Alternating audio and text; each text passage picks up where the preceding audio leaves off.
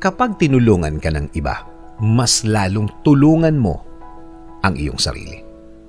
Kapag tinulungan ka ng isang tao, hindi ibig sabihin na ang bagay na itinulong niya sa iyo ay hindi niya kailangan. Pinagtrabahuhan niya yan. Binigyan niya ng oras at pawis at talino para makuha niya yan.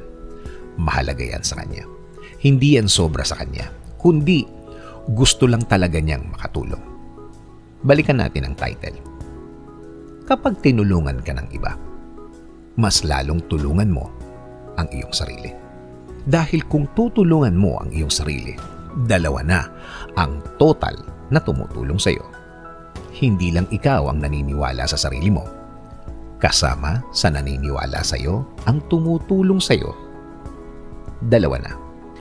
Sa totoo lang, kung minsan ang mga